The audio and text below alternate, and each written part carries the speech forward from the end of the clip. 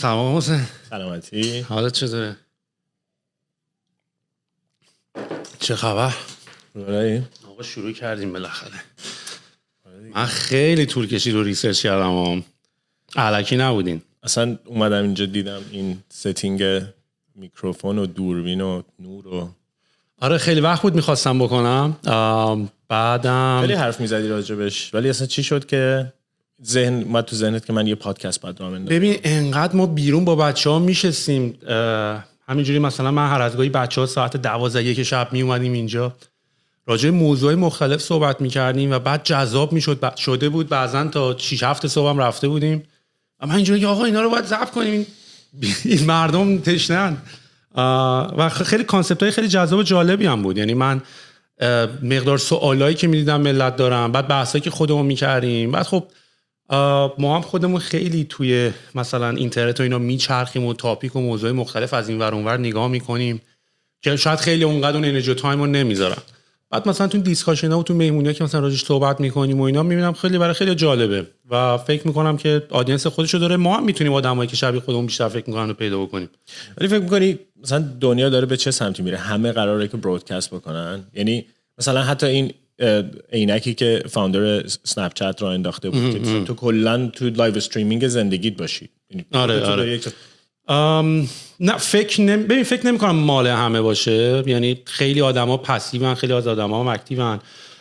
اگه بدونی با هم صحبت هم کردیم، گفتیم منم خیلی علاقه ندارم به عنوان هست شو یا یه چیزی باشم، ولی فکر می‌کنم کامیته خیلی کوچیک‌تر، آدمایی که توی یه موضوع خیلی مثل سیرکل گروه‌های دوستی میمونه دیگه، میدونی. یعنی الان مثلا ممکنه مثلا من یه خیلی وقت اینستاگرام نمیرم به خاطر این موضوعش خیلی برام جذابیتی نداره، یعنی کانتنتی توش نیست که من قرار باشه توش پول بشم. ولی مثلا استراوا خیلی برام جذاب بود، میدونی، یه کامیته خیلی کوچیک‌تر فقط با ورزشکارا و کسی که دارن دوچرخه سواری میکنن و دارن میدوئن و دارن شنا میکنن اینا در ارتباطی. بعد فهمیدم که من مشکلم لزوما با سوشال نتورک نیست، مشکلم با چه کامیونیتی، چه آدمای کجا، چی، اون خیلی برام جذاب بود. محتوایی که مصرف می‌کنی هم برات خیلی مهمه. آره. مشکل این endless scrolling و اینکه همینجوری هی تو سوشال میدیا همینجوری اسکرول میکنی پایین و خیلی تصمیم نمیگیری چی رو میخوای. تو فقط میتونی تصمیم بگیری کیو میخوای فالو بکنی، ولی خیلی تصمیم بر این که حالا چه هیچ وقت نمیری سرچ بکنی توی سوشال نتورک اونجوری. آره نه این جک دورسی هم فاوندر توییتر هم داشت چند وقت پیش توی پادکست صحبت میکرد. اونم مسئلهش همین بود. اونم اینطوری بود که تو یه تیپ کانتنتی رو که داری فالو میکنی دیگه توی اون غرق میشی و توی اون میری و دیگه محتواهای دیگر رو نمیبینی، اپوزینگ کانتنت رو دیگه نمیبینی. یعنی اگه مثلا لفتی باشی و لیبرال باشی فقط لیبرالا رو میبینی، از اونور فقط اونا رو میبینی، دیگه هیچ وقت این کانتنت رو پیدا نمیکنی. ولی الان فکر کنم سن اونم که داره میره بالاتر، یعنی دنبال اون آدمایی که هستی که خیلی مایندستاشون شبیه تر به خودته. یعنی دیگه مثلا میبینی ترجیح میدی مثلا مهمونی نری، پارتی نری، ولی یه دوره همی رو ترجیح میدی مثلا دوچرخه سواری کنی، کلاب نری، میدونی، چون هم اکتیویتی خیلی باحال‌تره، هم آدمایی که داری باشون میری خیلی باحال‌تره. و من این اتفاق خیلی داره برام میفته، خیلی بزرگ. یعنی من از یه گروه خیلی بزرگی دارم همینجوری یواش یواش میام توی یه سری کامیته خیلی کوچیک‌تر و نتورک‌های خیلی کوچیک‌تر. برای من خیلی باحال این قضیه. و پادکست هم فکر میکنم که میگم همین، خیلی پادکست راستشو بخوای هدف اصلی این بود که الان خود من و تو خیلی وقت بود که بعد از این داستان پندمیک و اینا همیشه با هم صحبت میکردیم و بیرون میرفتیم، سر پندمیک دیگه نمیریم، بعد بیزی کارم شدیم، تنها موقعی که میتونم خفتت کنم بشینیم با هم صحبت کنیم الانه. یعنی راستشو بخوای دنبال بهونه بودم که چجوری میتونیم بشینیم حرف بزنیم. نذاشتیم من در برم. آره میگفتم این پندمیک که بابا الان سوی قضیه نه گذاشتم اونجا، جلم گذاشتم، چپ و راست ما هم داریم این کارو میکنیم. ولی کرونا خیلی خیلی داستان عوض کرد. من فکر نکنم اولا خیلی خوشحالم که تو این نقطه از تاریخ بودم و نگاش کردم. میدونی خیلی اتفاق جالبی بود و برای بشری که خیلی خودشو آماده میدونست و با یه سرعت خیلی زیادی داشت پیشرفت میکرد توی تکنولوژی، توی ادوانس کردن جامعه و پیشرفت کردن جامعه، یهو آچمز میشی میبینی یه ویروس خیلی ساده.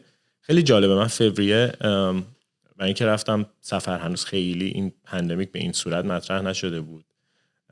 توی چین خیلی مطرح بود و موقعی که رفتم فرودگاه خواستم برم هم برای قراردادمون با ایسوس خواستم برم تایوان و یهو توی فرودگاه با یه صحنه خیلی مثلا احساس کردم تو هالیوود مثلا رفتی توی استودیو داره فیلم برداری میشه، همه ماسک زده بودن و سوار هواپیما شدی رسیدی اونجا خیلی فرمای جدی همه رو لاین اپ میکنن توی صفی و اونجا دوزاری افتاد که خب این اگه اینقدر داره جدی میشه این طرف دنیا تو شرق حتما یه موج خیلی جدی داره.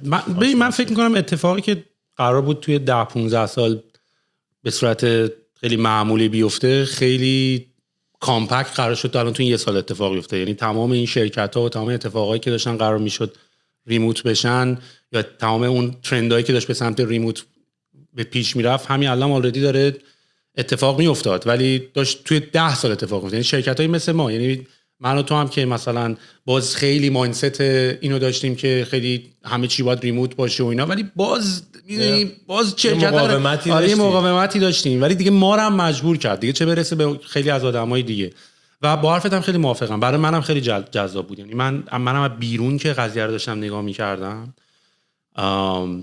که یه ویروس و چقدر ما از نظر علم چقدر از نظر تکنولوژیکی ممکنه پیشرفت کرده باشیم، ولی هنوز بیولوژی و درکشو به این حد نداریم که یه سری ویروس جدید میان و بعد باعث میشن که این اتفاقا بیفته، اتفاقات طرز تفکر مردم. یعنی برای منم خیلی اصلا اینکه دنیا چه جوری کار میکنه، اقتصاد چه جوری کار میکنه، همه اینا رو من توی یه حرکتی منم دیدم اینا رو و برای منم خیلی خیلی جذاب بود. یعنی دیدنش خیلی خیلی جذاب بود و هنوزم تموم نشده. یعنی الان میدونی که ما هم خودمون دوباره الان داریم، حالا ما نزدیک یواش یواش دیگه دارن باز میکنن دیگه، دارن شغل میکنن یواش یواش،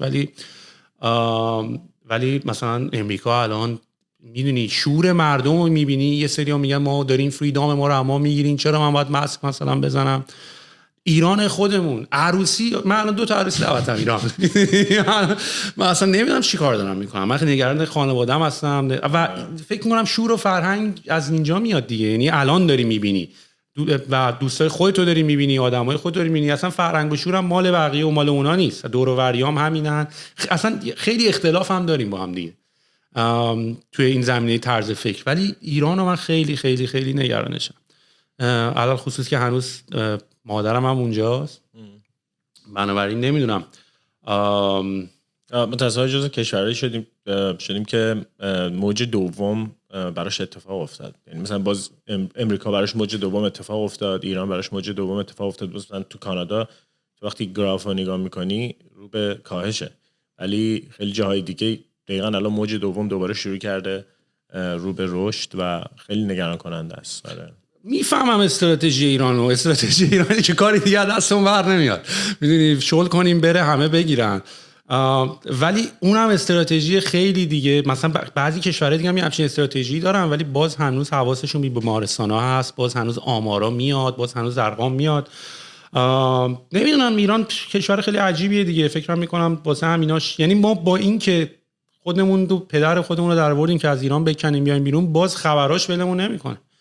یعنی باز من نگرانی‌های ایران هنوز نگرانی‌های منه، نگرانی اتفاقاتی که میفته توش هنوز برا منه و نه اینکه بخوام بگم برام مهم نیستا، ولی خب یه کپاسیتی داره مغزت و یه قدرت فوکسی داری و می‌خوای اون مقدار قدرت فوکس رو بذاری رو کارهایی که الان وقتش باید بشه انرژیشو صرف اون کنی.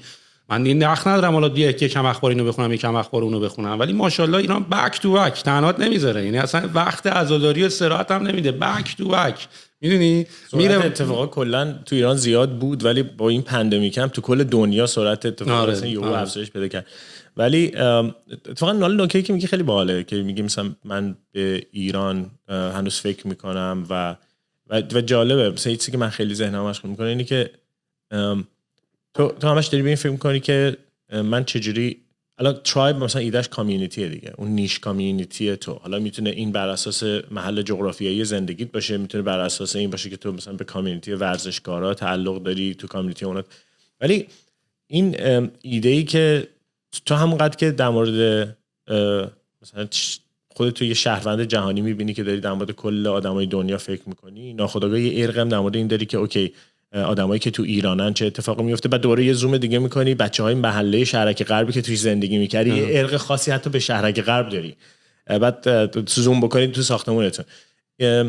یه چیزی که من خیلی ذهنمو مشغول کرد و به عنوان کسی که من خارج از ایران زندگی کردم یه مدت ولی میدونستم که میخوام برگردم ایران، این دفعه فرقش این بود که مطمئن نبودم میخوام برگردم ایران وقتی اومدم.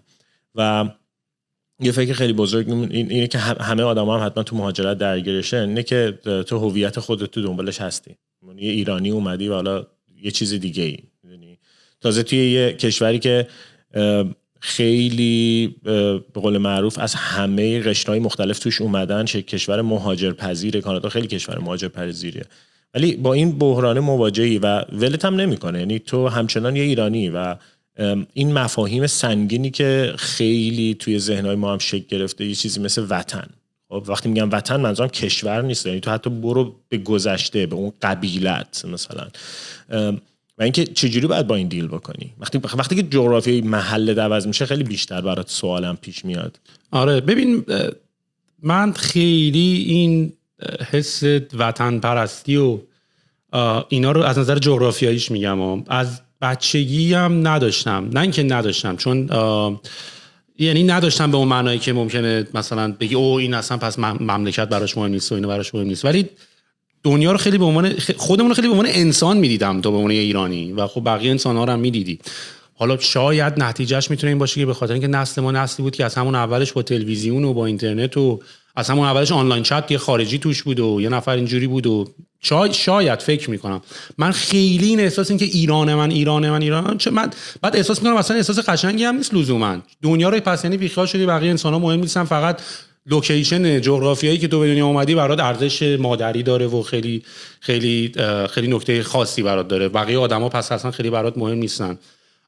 و خیلی هم الان خب داریم میبینی که مثلا کسایی که دارن مهاجرت میکنن و اینا اینجوری که هیچ جا خونه خود آدم نمیشه، خیلی هم اینو دارم و منم کاملا درک میکنم. یعنی کاملا مشخصا خب اینه، یکی میگفتش آقا تو ایران از خونه میای بیرون درخت‌ها بهت سلام میکنن، تاکسی سلام میکنه، اسقر آقای مثلا توی دکون مثلا داری خرید میکنی، نمیدونم همه، و من همه اینا رو میفهمم. ولی دنیا خیلی گنده تر از این صحبت هست، خیلی باحال تره، خیلی وسیع تره، خیلی. من مثلا توی توییتر هم میبینم این بحثی که همیشه اصلا خیلی هم میکنن که آقا مثلا چرا این جملاتتون نصفش فارسیه نصفش انگلیسیه. من یه مشکلی که مثلا با ایران توی ایران داشتم این بود که تمام کانتنتی که تو داشتی میکردی، تمام مطالبی که داشتی بهت اکسپوز میشد، ریسیو میکردی، همش مطالبی بود که یا ترجمه شده بود که اون چکیده اون اصل قضیه رو شاید دست میداد. مثلا من کتاب هری پاتر رو یه بار یادمه بچه که بودم اول فارسیشو خوندم، بعد که اومدم اینجا شروع انگلیسیش هم خوندن و من اصلا انگلیسیشو خوندم اینجوری که عجب، با اینکه فارسیش هم یادمه ترجمهش مال ویدا اسلامیه بود، خانم ویدا اسلامیه، ولی انگلیسیشو که خوندم اصلا چشام دو تا شد، اصلا عوض شد انگار. مثلا بعد میفهمی فیلم مثل فیلم میمونه دیگه، مثلا فیلم هم تو یهو میای مثلا فیلم زبان اصلی و مثلا میگن ترجمه کردن، خب ترجمه کردن یعنی کل آدیو افکت و تمام اون آدیو اکترها و تمام وایس اکترها و همه اینا رو تو مثلا گذاشتی کنار، تمام نصف هنر فیلمو گذاشتی کنار، مثلا یه صداش اومدن که فقط ترجمهش بکنن. و من تو ایران یه همچین حالتی داشتم، احساس میکردم مطالبی که بهم میرسید اگر میخواستم فقط به تلویزیون ایران محدود باشه و به رادیو، فقط به مطالبی که از این سایت ها میاد و با اصلا درصد خیلی خیلی خیلی کمی بود، یعنی اینقدر کم بود که بعدش هم دیگه بحث این وطن و اینا میشه. حالا میگم این قضیه زاویه‌های خیلی مختلف داره، از زاویه مختلفش میشه دید، ولی برای من اینطوری بود. یعنی من چون من ایرانم بودم، یعنی اینجوری نبود که بگن از زود اومدی یا بچگی اومدی، یا بچگی من تا دانشگاهش ایران بودم، بعدش اومدم اینجا، بعدش همش رفتم. من الان تقریبا 50-50، یعنی اگه 30 سالم باشه 15 سال ایران بودم، 15 سال اینجا. بیشتر ایران بودم اتفاقا، چون همشو 3 سالشو با هم بودیم ایران تو آواتک دیگه، میدونی همشو اونجا بودم. ولی یه چیزی که خیلی نکته جالبی بهش گفتی، چون برای من مثلا خیلی سواله که با هم دیگه راجع به صحبت می‌کردیم دیگه، مثلا میگفتی من تجربه کار کردنم تو ایران با تجربه کار کردنم تو اینجا متفاوت بوده، به خاطر اینکه اینجا اصلا امکان اینو پیدا می‌کنی که با یه جامعه خیلی بزرگتری همکار بشی. مثلا ما همین الان توی ترایب از همه جای دنیا مثلا تونستیم هایر بکنیم، خب، و این خودش به تو یه مزیتی میده که بتونی آدما رو به شدت فیلتر بکنی، خب.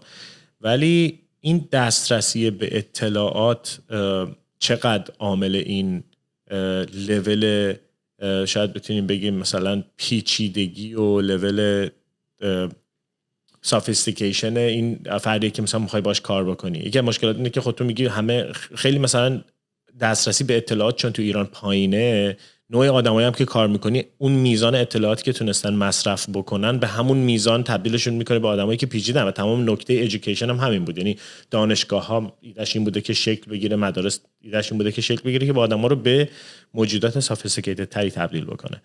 ولی اینکه تو ایران اتفاق نیفتاده، آیا علتش دسترسی اطلاعاته یا آیا تو اینجا هم خیلی رو میبینی که تو اصلا براشون اهمیت نداره؟ تو تعداد کسایی که مثلا پادکست‌های خیلی خاصی رو میبینن هم هنوز نسبت به جمعیت حتی مثلا تو امریکا به مثلا نسبت مقایسه بکنی درسته که از ایران بالاتره، ولی باز خیلی آدما خیلی مصرف کننده محتوا به اون صورت نیستن. آیا مشکل دسترسیه؟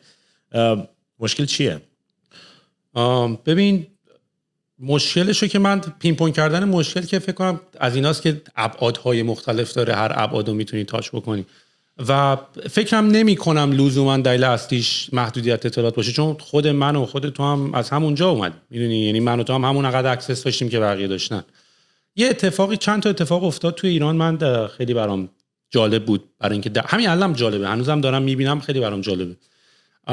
من احساس میکنم که توی ایران، حالا همه جای دنیا حتی صادقه ها، ولی خب توی ما ایرانی ها بیشتر، یکی این که اصلا تلاش کردن و اون انگیزه برای تلاشه هنوز معنی پیدا نکرد. یعنی من توی ایران به چشه دیدم، یعنی اینجوری که خب من تلاش کنم، اصلا گیرم تلاشم کردم، اصلا گیرم حاصلم کردم، ترکوندم که چی؟ من احساس میکنم اون تصویری از حالتهایی که میتونه دنیا باشه وجود نداره، به خاطر اینکه معمولا هم تو ایران ما شبیه درختیم، هیچ وقت تکون نخوردیم دیگه. باز همه جای دنیا، باز تو هر جای دنیا هم باشی، باز یه مسافرتی میری، یه بیزنس میتینگی میری، یه 2 دقیقه میری نیویورک صبحونه میخوری، یه میتینگ میکنی، برمیگردی دوباره تورنتو یا بقیه جای دنیا. ولی ما تو ایران نمیدونم چرا تو ایران خیلی فیکسه، یعنی تو ایران تو دیگه تو ایرانی دیگه، تو فقط تو ایران خیلی کم میری این ور اون ور.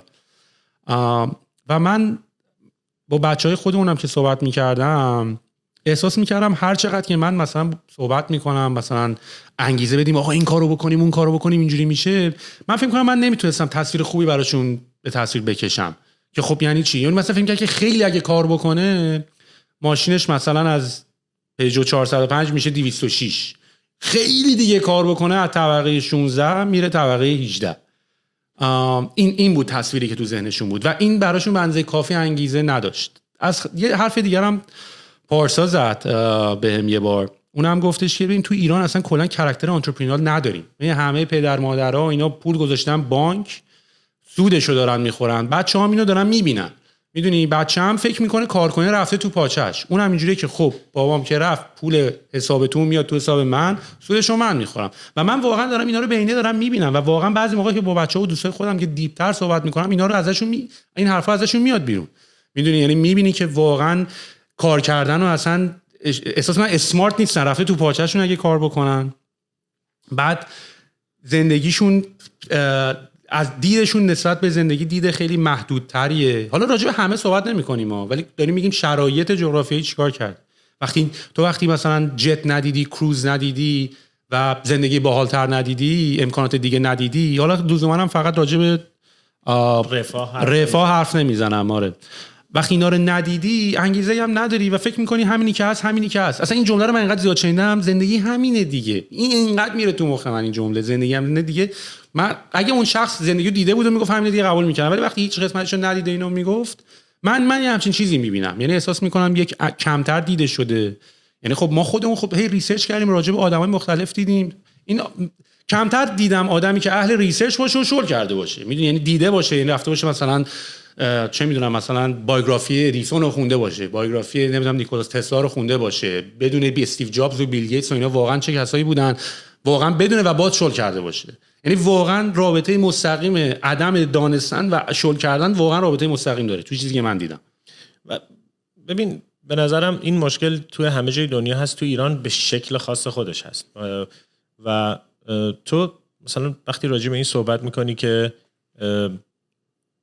آدم‌ها خیلی کوتاه مدت تو ایران برنامه‌ریزی میکنن و یکی از مشکلاتی که مثلا موقعی که آواتک رو انداخته بودیم، یکی از بزرگترین مخالفتایی که وجود داشت اینه که اصلا کی میره 7 سال مثلا راه سرمایه‌گذاری و کی میره 10 سال راه سرمایه‌گذاری و ذهنیت غالب تو بازار ذهنیتی بود که میگفت کوتاه مدت سرمایه گذاری کن، یعنی میگفت باید تا میتونم اون سرمایه گذاریم نقد پذیر باشه و بلند مدت، به خاطر این بود که خیلی پیش بینی این که تو 10 سال آینده چه اتفاقی میفته رو نمیتونستن بکنن. این متغیرها اینقدر زیاده که تو نمیتونی پیش بینی‌های بلند مدت بکنی و این تأثیر میذاشت. اینکه تو نمیتونی به واسطه شرایط اجتماعی، به واسطه محدودیت‌های ارزش پولی نمیتونی دنیا رو بچرخی، خیلی تأثیر میذاره.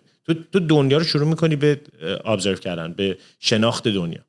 وقتی شروع میکنی شناخت دنیا، برمیگره به میزان تجربیاتت و اینا نباید محدودیتایی باشه که، و اینا همش محدودیتای ذهنی ها، نباید محدودیت این باشه که خب پس من چون نمیتونم سفر خارجی برم پس اصلا اکسپریانس سفر رو میذارم کنار. خیلی‌ها تو ایران اتفاقا همینایی که اکوتوریسم و اینا رو جنبشش رو شروع کردن تو ایران خیلی تونستن کار باحالی بکنن. مثلا همون اون سفر هم خیلی میتونه یه آدمو کلا متحول بکنه، میدونی. بنابراین یه بخشش همین این محدودیت تجربه است و این برمیگرده که چقدر این اتفاق میفته. مثلا توی محیطی که داری درس میکنی، تو محیطی که داری زندگی میکنی، چقدر نسبت به این دعوت میشی که بری این کار رو انجام بدی. سفر خیلی مهمه، اینکه تو چه چیزایی رو ازش تجربهش عبور میکنی به شدت مهمه. یه مشکلی که من اونجا دیدم و به نظرم اینجا هم وجود داره اینه که غالب مردم آخرش نحوهی که خطکش میذارن خودشونو، تو میگی مثلا مبارزه، تو میگی که تو اگر که اهل خوندن باشی، اگه اهل گشتن باشی، میگری پیداش میکنی، ولی همه این کاراکتر رو ندارن. همه اهل این که مثلا پرسشگر باشن، مطالبه گر باشن، مبارز باشن، لزوما این کاراکتر رو همه ندارن و منم نمیدونم چرا. یعنی نمیدونم این چیزیه که از نیچر تو میاد، از طبیعتت میاد، یا نه از نحوه تربیتت میاد. بحث خیلی طولانیه، هم مثلا میخونن راجع. ولی یه مسئله که وجود داره اینه که توی ایران به واسطه اون کوتاه مدت نگاه کردنه هیچ وقت برنامه‌ریزی بلند مدت نشد که خوب انجام بشه. یعنی سرمایه غالب دنبال یه چیزیه که من با یکی از بچه‌ها تو ایران صحبت می‌کردم، میگفت من الان تیمایی رو میشناسم یا مثلا استارتاپایی میشناسم که الان پول سرمایه‌گذار رو میگیرن میذارن بورس، یعنی دیگه حتی اون کارآفرینه. خب این مثلا یه طرفم خب مثلا چیز می‌کنه، میگی اوکی مثلا تونسته پول رو ارزش افزایش بده، ولی کلا اون نگاه اولیه‌ای که مثلا موقعی که طرف سرمایه رفته گذاشته تو شرکتی کلا جابجا شده. یه اتفاقی که افتاد، من حداقل چیزی که از صحبتی که با آدم میکنم، ما توی برهه خیلی خاصی، من شخصا تجربه خودم میگم، توی برهه خیلی خاصی کل این اتفاقایی که در مورد استارتاپ و اینا شروع کرد به افتادن، علت این که خیلی اون نقطه آتیشی شد و شروع کرد به رشد خیلی سریع، موقعیت خاصی بود که ایران داشت. یعنی یک نقطه طلایی بود که همه جلوشون رو میدیدن. به شدت امید تو جامعه زیاد شده بود. یعنی من خودم اومدم دیگه، من خودم تو همون دوره اومدم ایران. آره، یه به شدت امید زیاد شده بود و دلیلش هم مثلا مهم نیست، چون یه چیز کاملا ذهنیه. خیلی تو بیرون رو نگاه می‌کنی و میگی اوکی من به یه چیزی امیدوارم. و این همزمان بود با اینکه یه هرم جمعیت ایران که می‌دیدی، یه تعداد خیلی زیادی جوان داشتن وارد بازار کار می‌شدن، تحصیل کرده بودن. حالا اینکه عمق تحصیل چقدر بوده رو کار نداریم ما، ولی اون امیده خیلی تأثیر داره توی اینکه تو اون هدف رو پیگیری بکنی یا نکنی. اگه امید نداشته باشی نمیری دنبالش. ببین بحثی که داری میکنی به نظر من خودم حتی شده بارا از خودم سوال کردم که اگر مثلا یکی انگیزه داره یکی انگیزه نداره، اگه من انگیزه، چون بعضی موقع دیدی مثلا منم فاز سخت کوش و نمیدونم حواس جمع و اسمارت و اینا که بر نداشتم، که یه انرژی ناخودآگاهی که داره پولت میکنه که اگه کاری که باید بکنی که داره باعث موفقیتت میشه، اگه نکنی اصلا استرس میکنی، اصلا حالت بد میشه، روزت خوب نمیگذره. و منم اینو خیلی سوال پرسیدم که این نکتهش چیه؟ آیا میشه اینجا مثلا یه خطی گذاشت که اینجا و این در این مسائل آدما واقعا متفاوتن و واقعا یه جورایی unfair advantage، آیا حتی unfair advantage که اذیت هم داره میکنه، یعنی من به مراتب خیلی کمتر ریلکسم نسبت به بقیه آدما. ولی ایرانو ببین، من ایران خیلی دلم سوخت محسن، اصلا باورت نمیشه. چون من وقتی اومدم ایران به واسطه فوت پدرم، من بلیتم 2 هفته‌ای بود، من فقط بلیت گرفتم بیام، فقط سری به مادرم بزنم، به خواهرم بزنم، خواهرم هم نبود، خواهرم استرالیا بود، ببینیم برنامه چیه، قضیه چیه. و بعد من اومدم و که تو آواتک میت کردم دیگه. اون موقع هم نمیتونستیم صحبت کنیم، داشتن با اره و نمیدونم صدا میومد، اصلا من تو همین با همین فاصله نشستیم، صدا به هم نمیرسید. اون نقطه طلایی خودت اومدی ایران. آره. بیامرز باباتنی به خاطر اون اومدی. آره. و یادم اولین باری که همدیگه رو تو آواتک دیدیم، فکر کنم مثلا پارسا هم ما رو به هم وصل کرد یا تو، من فکر نمیدونم، نه فکر کنم من فکر کنم تو توییتر محمد رضا رو چیز کردم که هم فکر رو داشتن. اون موقع مثلا اینجوری آقا استارتاپ حمید رضا راست میگه، حمید رضا احمدی و من پینگش کردم که گفتم آقا اینجا چه خبره توی ایران و اینا، تو استارتاپ سینش و اینا، که اون گفت حتما مثلا من تو رو ببینم. و من اومدم تو رو دیدم، واقعا اون محیط رو دیدم که توی دانشگاه درست کرده بودین و بعد بچه‌ها رو دیدم و با استارتاپ‌های دیگه صحبت کردم. خب تجربه اکسلراتور داشتم دیگه، مثلا چاینا اکسلراتور رو بودم توی چین و اینجا استارتاپ ها رو اینجا دیده بودم، توی کانادا اکسلراتور رو اینجا دیده بودم و وقتی اومدم ایران واقعا سورپرایز شدم، یعنی اینجوری که اینجا ایرانه، میدونی، یعنی مثلا اینجوری که نه بابا. و انقدر محیط جذابی به نظر رسید، چون همیشه من تصویرم از ایران، با اینکه همیشه هم ایرانم، همیشه خودم ایرانم، ولی تصویرم از ایران واقعا کفخاویه، یعنی همیشه یه سری کفخاوی داشتن، این 1 تومن برا من، 2 تومن برا تو، نه 2 تومن برا من، 1 تومن برا تو، همیشه یه همچین ذهنیتی داشتم. ولی اون موقع کیفیت بچه‌ها رو دیدم، با استارتاپ‌هایی که اون موقع داشتین صحبت می‌کردین دیدم، واقعا همون حالا مثلا تو صحبت مثلا اینطوری بهش اشاره نکردم، ولی واقعا همون حس وطن دوستی برگشت واقعا. شاید میدونی اینجوری که آقا چرا تو کشور خودت نمونی، اگه تو کشور خودت میشه، ببین این که خیلی معلومه که اگه تو کشور خودت میشه که باید تو کشور خودت. آره این بحثی که همه راجع به مهاجرت میکنن به نظر من خیلی خنده داره. بعضیا مثلا فاز وطن دوستی گرفتن نمیان، اونایی که مثلا رفتن هم مثلا دیگه وطن رو فراموش کردن رفتن. داش من معلومه خب اگه دوست داشتن تو ایران میشد کردم، میدونی نمونهش هم که انجام دادم، کردم، ریحون رو با هم زدیم دیگه. منتهای مراتب آره خیلی برای من جذاب بود و واقعا هم دوره طلایی ایران بود، یعنی برجامو تازه بسته بودن، اینوستورهای خارجی همه داشتن نگاه میکردن. من یادم یه آرتیکلی خود توی همین اکونومی خونده بودم راجع به این والویشن ها و اصلا راجع به استارتاپ سین، اصلا کاری ندارم مقالات درسته، هممون میدونیم همه چی آرتیکل ها اینا برای یه هایپی دارن توی دوره زمانی. و واقعا هم معتقد بودم که ایران واقعا تنها منطقه اینتکت و دست نخورده است برای خیلی کارا. میدونی مثل این مونه که بری کره ما، بعد میگن آقا این تو بیا کره ما چیکار می‌کنی؟ معلومه میگی من بانک میزنم، نمیدونم اداره برقشو میزنم، کار گندهشو برام داری دیگه. تو ایران هنوز کارهای گنده رو بر نداشته بودن اون موقع و سرمایه‌گذارهای خارجی هم اینو فهمیده بودن. اصلا کلا سرمایه‌گذار خارجی هم دنبال جای فیزیکی بودن کجا تو دنیا میشه رفت و فکر کنم شما هم خیلی زود این قضیه رو یعنی دیدین، خیلی دیدین و خوبم واقعا پیش رفتیم، یعنی همه چی داشت خوب پیش میرفت. چی شد آقا؟ ولی واقعا دو فرار کردین شما، چی شده؟ به همه به ما میگن فراری، چرا؟ میگن ولی چند تا اتفاق بود. اتفاقا خیلی جالبه که چی شد از اون نقطه طلایی به نقطه افول کرده که الان همه میگن اون سطح امید دیگه نیست، اون میزان سرمایه وارد نمیشه. ولی مجموعه چند تا چیزه، یعنی یه اتفاق نیست. تو هیچ وقت یه همچین محیط‌های داینامیکی رو نمیتونی با یه اتفاق گره بزنی. چندین اتفاق کنار هم افتاد. بیا نگاه بکنیم چیا بود. یکی موضوع خود شرایط اقتصادی بود. خب یعنی واقعا همین موضوع این که برگشت تحریم ها و اینا حتما تاثیر داشتش تو این موضوع، تو داینامیک بازار، تو میزان ریسکی که میتونست بیاد، تو وقتی میای سرمایه گذاری میکنی روی یه چیزی مثلا یه اکسلراتور یا یه استارتاپ، داری 7 سال 10 سال هورایزون رو نگاه میکنی، افق 10 ساله داری نگاه میکنی و این یه ماراتونیه که هر کسی باید چوبو برسونه به بازیگر بعدی دیگه. تو مثلا اکسلراتور اینو میرسونی دست انجل، اون فرشته سرمایه گذار میرسونه به اون صندوق سرمایه گذاری، اون میرسونه به پرایوت اکویتی، میره تو بورس. الان هم داره اتفاقای خوبی میفته. مثلا من میشنوم کافه بازار، دیجیکالا اینا دارن آماده میشن وارد بورس شن. ولی یه تفاوتی داشت و اونم این بود که این زنجیره به هم میخورد و من فکر کنم همین موضوع تحریمات توش خیلی تاثیر داشت، برگشت تحریما.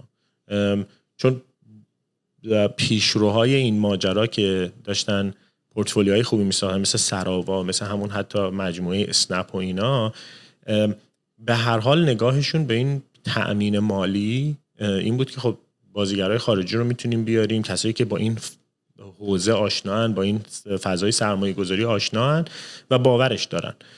و همه جای دنیا هم همیشه این موجها یه سری پیشرود، یعنی در واقع یه سری عده‌ای رو داشته که خیلی زود باورش کردن، روش سرمایه گذاشتن، یا یه عده‌ای که حتی میشناختن اون حوزه رو، ارلی اداپتورایی که بودن، و یه سری هم که دیرتر ورود میکردن. مجموعه‌ای که تو ایران پول به طور اساسی دستشون هست و بوده، که معمولا که نه، حتما بازیگرای خصولتی ان به قول معروف، یعنی تو بازیگر خصوصی خیلی بزرگی نداری که راحت سرمایه‌شو وارد این فضا بکنه.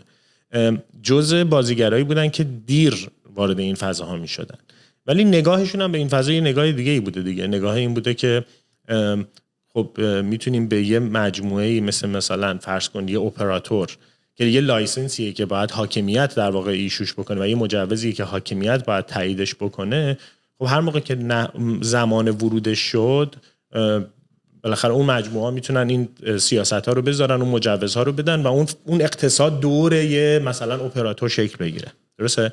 ولی در مورد یه شبکه اجتماعی یا در مورد یه تلویزیون مثلا ویدیو آن دیمند یا در مورد یه فروشگاه اینترنتی این اتفاق اون شکلی نمیفته. یعنی اصلا کلا ایده با دیجیتال شدن همه چی، این دموکراتایز شدنش و اینکه همه چی به سمت دموکراسی حرکت میکنه هم هست دیگه، چون دیسنترالایز میشه، چون از اون کلونی که یک جا جمعه، این طبیعت اون اتفاق و اون فناوریه. ولی یه اتفاق این بود که اون مجموعه‌ای که پول داشتن نمیخواستن اون موقع پولاشونو بیارن تو این، یا هنوز درکش نکرده بودن، یا میگفتن خب خودمون میریم میزنیم، بذار اینا رو نگاه بکنیم. بیشتر این بود خودمون میریم میزنیم و خودمون هم راش میندازیم. ولی میگم این یه تفاوتی که داره اینه که چون به احتیاج به مجوز نداره، خیلی بعد گراس روت رو از پایین بیاد بالا اون کسب و کار. تحریما بود این فضا که اونایی که پول داشتن از داخل نمیتونستن بیارن، پس پول نمیتونست بیاد. به نظرم کل این ماجرا که این به یه ترند امنیتی تبدیل شد و توش حالا تصفیه حساب سیاسی باشه، نمیدونم موضوع اقتصادی باشه، چرا بیشتر به خاطر بحث امنیتیش به خاطر شد، به خاطر پول سرمایه‌گذار خارجی و دیتای خارجی دست یه سری سرمایه‌گذار خارجی. تئوریا متعدد بود، هیچ وقت تو نمیتونی اینا چیزی نیست که بتونی خیلی راحت پرده رو بزنی که رو پشتش رو نگاه کنی بگی خب دیدم حالا پرده رو. آخه میدونی ایران چجوری؟ ایران همیشه یه حالت میکس داره، یه سری‌ها دارن ساپورت میکنن کارآفرینی و استارتاپ و یه سری‌ها نمیکنن. بعد ما جوانای این نسلی که هستیم، یا مثلا این بچهای دهه مثلا 60 و دهه 70 و دهه 50 همه این کسا یه حالت اینجوری که مثلا داریم نگاه میکنیم آقا ما نفهمیدیم درسته یا غلطه، میدونی ماهواره بذاریم یا نذاریم، مشروب بخوریم یا نخوریم، میدونی مهمونی بریم یا نریم، قلیون بکشیم یا نکشیم، نمیدونم. همه چی اینطوری بود، یعنی تو ایران همه چی اینطوری بود، یکی به نل یکی به میخ، یکی به نل یکی به میخ. الان بیشترین توییتی که مثلا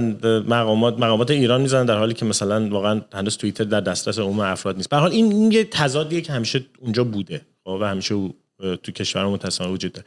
ولی چند تا چیز در نظر بگیر. تو میگی چی بود این ماجرا؟ مثلا این چی شد که یهو تبدیل به چیز امنیتی شد؟ من میگم این یه چیز نیست، این مجموعه‌ای از چیزهاست، مجموعه‌ای از کنش‌ها و واکنش‌هاست.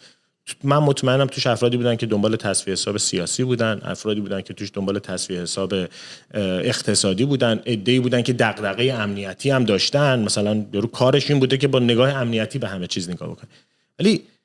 ولی ترکیب این نیروهای متعدد این جنبش رو به یه طرفی سوق داد که خیلی ها رو ترسوند، خیلی ها رو سرد کرد و همزمانیش با تحریما و اینا مثلا میخ آخری بوده به اون تابوت. آره تحریما رو یه چیزی که خیلی ها به نظرم مثلا متوجه نمی شدن،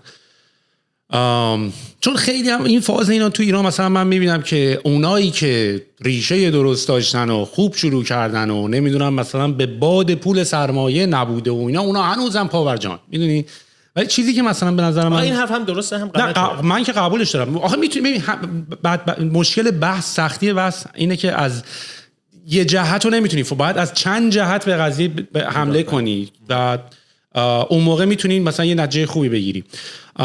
ولی مثلا من یادم نمیره اون زمانی که اپل استور مثلا تمام اپ‌های ایرانی رو از آره اصلا بعد می‌بینی مثلا ما فقط مثلا نزدیک 15 نفر داشتن روی اپ iOS مون کار میکردن.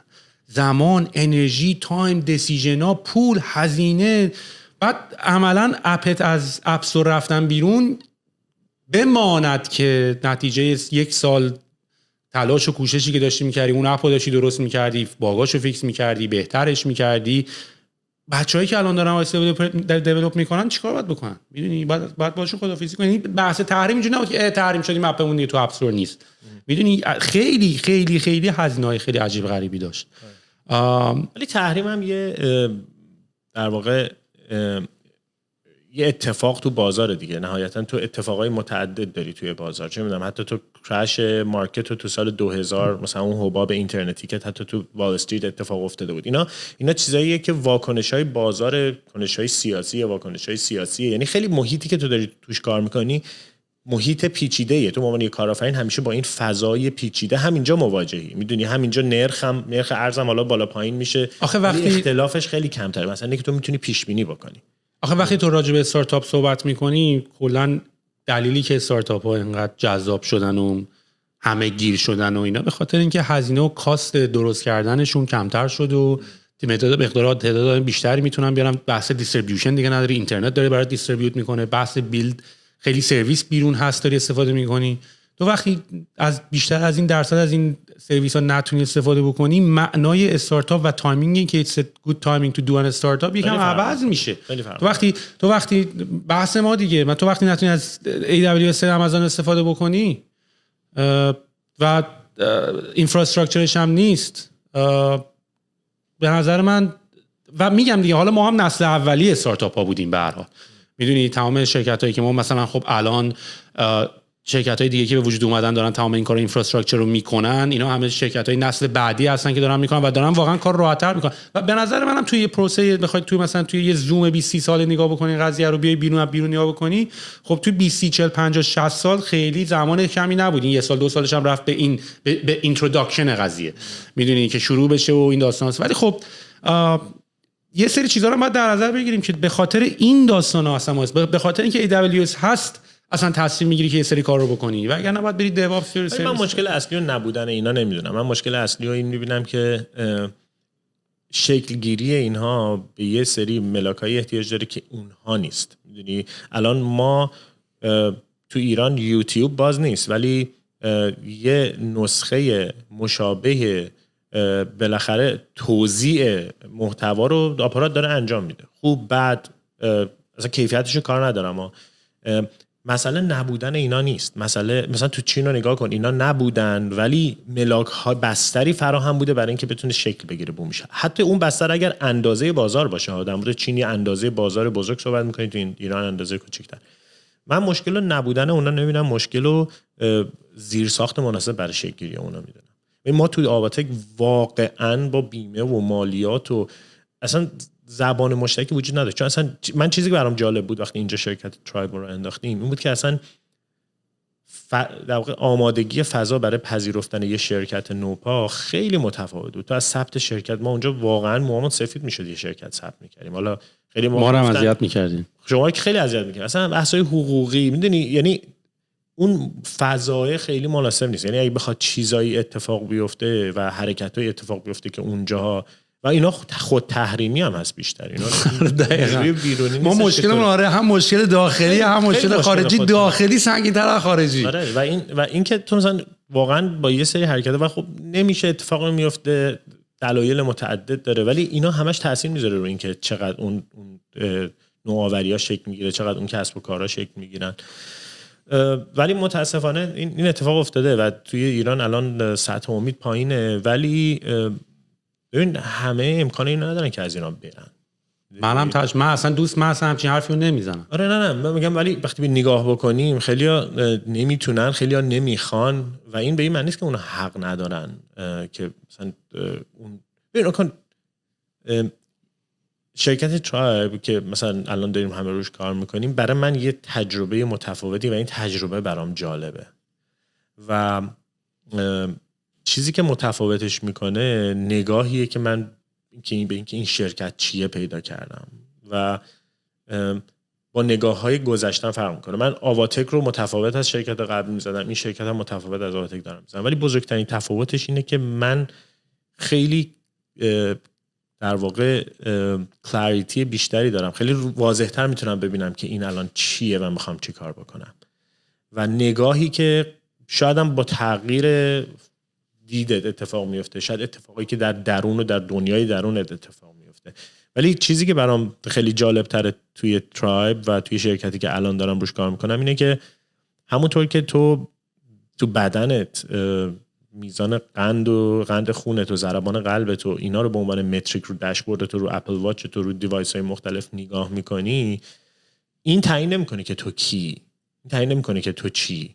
و حالا ما میگیم مشکل تو ایران این که همه دنبال اینن که یک قرونشون بشه 2000، ولی این مشکل همه جا نیست. تو اصلا برو فرهنگ وال استریت رو نگاه بکن، وقتی که نگاهش میکنی اصلا کلا به ریترن آن اینوستمنت نگاه میکنه، همه چی رو تبدیل میکنه به عدد، اصلا به این نگاه نمیکنه که دنیای درون سهیل علوی چیه. میدونی سهیل علوی یه مثلا شماره‌ای داره، سوشیال نامبرشه و تو عدول پیدا میکنی به یه نامبر خیلی کوچیک و به عنوان یه شرکت هم تبدیل میشی به عدد. سودت چقدر بود، پرایس پر شیرت چقدره و در صورتی که شرکت ترایب من یه جور دیگه ای دارم نگاه میکنم. مثلا به عنوان یه فاوندر دیگه، یعنی باز اینم ترکیبی از بازیگرای مختلف، همه دارن نظرشون رو اعمال میکنن، هر کسی داره اون برداشت خودش از اون میکنه. یه پلتفرم باید باشه که بتونی اون مهد کودکی که دوست داری که توش بازی بکنی رو درست بکنی. این دفعه برام نگاه هم یکم تفاوتش از این نظره. تو اگر ضربان قلبت خوب کار نکنه نمیتونی خودت به یه آدم بهتری تبدیل بکنی. میدونی ضربان قلب، قند خون و این مشکلی که اینجا هم وجود داره، یعنی خروجی مسیر کاپیتالیسم هم الان به این نقطه رسیده که تبدیل کرده همه اینا رو به یه سری عددی که آخرش گروث و پرایس پر شیر و ایناتی که تعیین میکنه کی. ولی با اینکه خیلی حرکت‌های مختلف مثل سوشال ریسپانسیبیلیتی و مسئولیت اجتماعی و اینا میاد، ولی نگاه غالب این نیست. آخرش اینوستور میگه گروثت چقدره، به نقطه بعدی اینه که حالا چی کار میکنی. ولی حرفم علتی که اینو میزنم اینه که همه نمیتونن از ایران بیان بیرون و من اگر خودم هم نمیتونستم از ایران بیام بیرون و داشتم کارم ادامه میدادم و این اتفاقات و این تحولات در درونم اتفاق میافتاد، سعی میکردم نگاهمو از این که فقط این متریک های عددی به چطور هست تبدیل بکنم به چیزهای دیگه ای که مثل این که مثلا آدمایی که باشون کار میکنم، محیطی که توش کار میکنم، نه اینکه اینو مهم نبوده ها، ولی درایور اصلی شاید اون عدده بوده، اینکه مثلا تش حساب بانکی چقدر بیشتر میشه و این چیزیه که ما باید بتونیم. من اگه بخوام چیزی رو یاد بدم به نسل بعدیم اینو میخوام یاد بدم که مهمتر از این که حساب بانکی چقدر افزایش پیدا میکنه اینه که در درون دنیا به چه تحولی در درونت اتفاق میفته و همون اندازه‌ای که به دنیای بیرون گام برمی‌داری به دنیای درونت گام برداری و تعیین میکنه که چون میخوای چی کار بکنی، چی بخونی، چی رو مطالعه بکنی. خب توی ترایب هم برای ما خیلی قضیه اصلا فلسفی شد دیگه. کلا واقعا دلیلی که داریم شرکت رو میزنیم خیلی، یعنی یه بخش بیزنسیشه، ولی یاد گرفتیم که چجوری الاین کنیم هدفی که داریم که بیزنس هم درایو کنیم. چون اصلا بیزنس هم خب اونم خودش یه سیگنال دیگه، به متریک دیگه. وقتی اونا درسته یعنی داری اون کاری هم که داری میکنی درسته. و به نظرم یه اتفاقی هم که تو ایران نیفتاد به خاطر همین حرفی که زدی، همه چی خیلی شورت ترم بود. یعنی همه میخواستن خیلی سریعتر تکلیف معلوم بشه، شرکت‌ها میخواستن تکلیف. من هیچ شرکتی جرئت نداشت برنامه 10 ساله بذاره، میدونی 5 ساله، حتی 2 سالش هم نشد، چه برسه حالا به عددهای دیگه. و به نظر من این اتفاق برای منم افتاد. یعنی همین الان اومدی اینجا مثلا داشتیم صحبت می‌کردیم، منم اینجوری بودم که آقا من دیگه فکر می‌کنم دیگه، منم یواش یواش، چون منم به زندگیم خیلی تمپوری نگاه می‌کردم همیشه. یعنی همیشه این که حالا یه سال اینجام، یه سال اونجام، الان این شرکتو دارم، الان اون شرکتو دارم و بعدش یواش یواش هم به این نتیجه میره و خیلی خوب بود. یعنی اصلا هم یعنی برم عقب اینو عوض نمی‌کنم این پراکندگی تجربیاتمو، چون به من این اینسایت رو از همه جای مختلف داده. ولی یواش یواش هم به این نتیجه میرسی که برای اینکه یه کار خیلی خوب بتونی انجام بدی نیاز به تایم داری. یعنی هر کاری بخوای بکنی، میدونی هر کاری بخوای بکنی، کاری رو با یه بشکن نمیتونی انجام بدی. هر کاری بخوای بکنی زمان میبره. 5 سال معمولاً اوور استیمیت میکنی چقدر چیکار میتونی بکنی، تو 10 سال آندر استیمیت میکنی. واقعا تو 10 سال خیلی کارا میشه کرد و ما هم داریم میبینیم. و حتی تو سر ایران، سر ریحون، بعد از 3-4 سال من احساس کردم که تازه شرکت تازه آدمایی که نمیخواستی رفتن، اونایی که میخواستی اومدن، چالنجاتو داشتی، کلکلاتو داشتی، بگو مگوهاتو داشتی، بعد بحثاتو داشتی، تو سر بزناتو داشتی، با همه رو داشتی. یعنی چند سال طول کشید تا تازه همه توی یه جای جمع شدن، رو صندلیات نشستی، رو میز نشستی، با هم دیگه کلکلاتونو کردین، تازه میتونیم با هم بشین و طول میکشه. یعنی مثلا من سر سال سوم آماده بودم که تازه شروع کنم. و ترایب هم الان داری میبینی، ترایب هم با اینکه ما خیلی خوب پیش اومدیم ولی هنوز برای خودمون نقطه شروع رو فرض نکردیم. یعنی اینجوری که حالا فعلا بذار اینو جمعش کنیم بذاریم و میفهمی که واقعا تا آدم هایر بکنی، تا با آدمای خوب آشنا بشی، تا با اینوستورایی که با هم پشناتون یکی و هدفاتون یکی آشنا بشی، همه چی طول میکشه.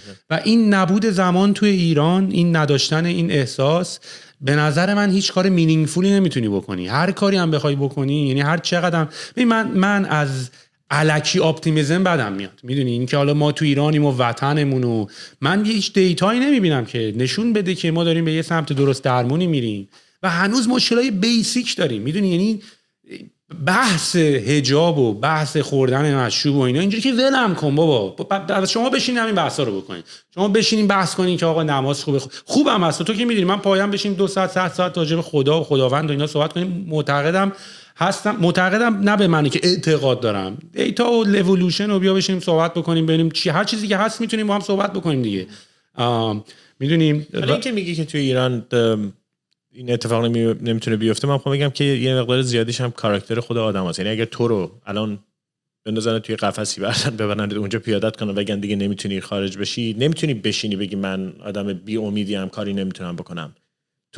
ما که کردیم، ما که اومدیم کردیم. نه حتی اگه همین الان که میگیم اون لحظه‌ای که امیده نیست، خب تو الان مثلا من تو توییتر بعضی وقتا نگاه میکنم آدمو حرف میزنن، آخرش اونی که تو ایران دیدم که همیشه آدم امیدواری بود، ببین من با امید الکی مخالفم، با اینکه آدما رو بهشون امید بیجا بدی خیلی مخالفم. خب ولی یکی هست که تصمیم گرفته میخواد ایران باشه، تصمیم گرفته، مجبور نشده، میدونی، یا یکی هست که اصلا دوست داره که از ایران خارج بشه. چند درصد اون آدمایی که تو توییتر میبینی که میگن ما میخوایم بمونیم نرفتن واقعا تصمیمش؟ چون ببین یه جوری هم مردم یه جوری عکس میکنن که انگار زباناشون توپه، انگار وضع مالی توپه، انگار همه چی اینجا هست، الان میان میشنن با رفیقاشون چیل میکنن، فردا میرن سر کار. خیلی کار سنگینیه پا شدن اومدن. میدونی مهاجرت کردن اصلا اینجوری نیست که چون تو تونستی رفتی. ولی آدمای زیادی میشناسم که اینو با انتخاب بهش رسیدن. خب یعنی ببین تو میتونی نری به خاطر اینکه ترس از شکست داری، ترس از رقابت داری، وای حالا برم اونجا توی این بازار جهانی میخوام چجوری رقابت کنم، میخوام بیام اونجا چی کاره بشم. خیلی هم میشناسم که ببین واقعا ولی برای ما این بود، انواع مختلفن. خب یه عده‌ای هستن که انتخاب کردن که بمونن، یه عده‌ای هستن که انتخاب کردن و رفتن، یه عده‌ای هستن که میخوان برن ولی نمیتونن و میگن نه ما جز اوناییم که نمیخوایم بریم. خب شاید به خودشون حتی دروغ میگن، شاید حتی به خودش طرف دروغ میگه، ولی بعضی هم هستن که واقعا نمیتونن برن. یعنی مثلا اینجوریه که تو فکر کنی مثلا خیلی به حال من میفهمم مثلا، ولی مثلا طرف خانواده‌اش مثلا فرض کن پدرش مریضه، میدونی احساس یه مسئولیتی داره که نمیتونه. ولی منو تو پوزیشنی نذاره که انگار من دارم پروموت میکنم رفتن و من اصلا اون پوزیشن رو ندارم. من میخوام فقط بازش بکنم. خب من میگم یه عده زیادی نمیتونن، ولی وقتی یه نفر شخصیتش یه شخصیت مبارزه، تو هر جا بذاری مبارزه میکنه. یعنی رفاهی که امروز به هر خره وجود داره خیلی بیشتر از رفاهیه که 500 سال پیش وجود داشته. بالاخره تو نمیتونی بگی که یه کشوری الان تو بدبخت‌ترین حالت ممکنشه. خب آدمی که مبارزه دیگه، بالاخره تو جنگ میکنی برای اینکه یه چیزی رو بسازی، میدونی، چون اصلا داری خودتو تو اون منیفست میکنی، خودتو تو اون چیزی که میسازی، تو اون شرکتی که میسازی، تو اون پروداکتی که میسازی. داری خودتو مانیفست میکنی. آره و من کاملا باهات موافقم. من با ایران مشکل ندارم، خیلی هم دوستش دارم، اصلا دوستم دارم برگردم هر کاری که میشه براش انجام داد. فقط احساس میکنم وقتی 100 سال 120 سال عمر داری و هنوزم آدمی، حالا مثلا ایران بمونم، ایران درست کنم، که باید برم اول علمشو کسب کنم، تجربهش رو نمیتونم بگم از خودم ایران رو بیام ببینم دنیا چه خبره، بیام ببینم بیرون چی کار دارم میکنم، بیام دنیا رو ببینم، بعد میام ایرانم فیکسش میکنم یا درستش میکنیم یا هر کاری میتونیم بکنیم. ولی این مدت زمانی که داریم، ببین مثلا پروژه زندگی من که مثلا این نبوده که فیکس کردن کشورت، میدونی این گل من که نبوده که مثلا بعضیام حتی به خورده میگیرن شما پا شدین از ایران رفتین و اینا. گل من که این نبوده. من نمیفهمم. منم نمیفهمم به تو چه، مثلا دوستشم زندگی شخصی بکنم و خب کار دیگه و بعدش هم اصلا بحث ایران هم یکی دوتا نیست که میدونی، یعنی مثلا این منزله کارشه، فقط خیلی داستانای دیگه داره اصلا رو مخ قضیه، میدونی. و من امیدوارم که یه اتفاق خوبی توش بیفته. خب به هر حال آدم یه مقداری واقعا هم خب شاید یه احساس ناخوشایندی هم واقعا شاید داشته باشه که ما گذاشتیم رفتیم، میدونی. من یه همچین فکر نمی کنم. من اتفاقا فکر می‌کنم من بیشترم گذاشتم. من سختیشو دارم به جون میکشم بیام بیرون تجربه کنم، یاد بگیرم. یه بارم این کارو کردم، برگشتم، بازم میکنم، بازم برمیگردم. به نظر من موندن راحت تره، میدونی. موندن به معنای نه اینکه مثلا بخوای توی پوزیشنی باشی بگی من تصمیم گرفتم موندم. موندی که چیکار کردی؟ موندی یه سایت زدی دیگه، میدونی، کار خاصی هم نکردی. ولی به نظرم سهیل علوی یه پرسونای خیلی جالب داره و اونم اینه که یه آدمی که انتخاب کرد که بیاد و انتخاب کرد که بره و برای هر کدوم از اونها دلایل خاص خودش داره. شاید مثلا تو بری حتی کسایی ببینی که انتخاب کردن بمونن و بعدش هم موندن، میدونی. مثلا فاوندر تپسی میلاد منشیپور حتی میتونست برگرده، ولی خب توی موقعیتی در واقع توی موقعیتی قرار گرفت که انتخاب کرد ایران بمونه. تپسی هم موفق شد و ادامهش هم داد. خب ولی به نظرم تو در واقع سهیل علوی نماد کسی بود که تلاشش رو انجام داد، یا حتی خود من، میدونی، مثلا من تمام تلاشم داشتم میکردم که این اتفاق بیفته. خب و توی زمینم اتفاق افتاد، تأثیرات خودش رو گذاشت. آیا ولی اون چیزی شد که من میخواستم؟ به نظرم نه. خیلی خیلی چیز بهتری میتونه تبدیل بشه. آیا تقصیر محیط اطرافمه؟ نه. به نظر من اول از همه برمیگرده به خود من خودم انتخاب کردم که بیام، میدونی. و اگه میموندم بعد اینقدر مبارزه میکردم که تا این اتفاق بیفته. نیست اینطوری؟ ببین چرا 100% من که کاملا با حرفت موافقم. اتفاقا سوالی هم که ازت دارم همینه. ببین شاید من چون توی همین ترایب خودمون بودیم، تو همین اکیپ خودمون بودیم و معمولا هر کم توی تیم خودش هست و خودشو میبینه و اینا همه چی اوکیه، من این هیت رو بیرون نمیفهمم، میدونی. حتی بعضی موقع البته خیلی برام جالب شده، چند بارم دیدم که راجع به خود منم یه سری چای آی میشه که مثلا من اینجوری نه بابا پس اینقدر راحت چای به وجود میاد. من همیشه اینجوریام که تا نباشد چیزکی، ولی بعضی موقع میبینم یه چیزی یکی واقعا از خودش در آورده گفته.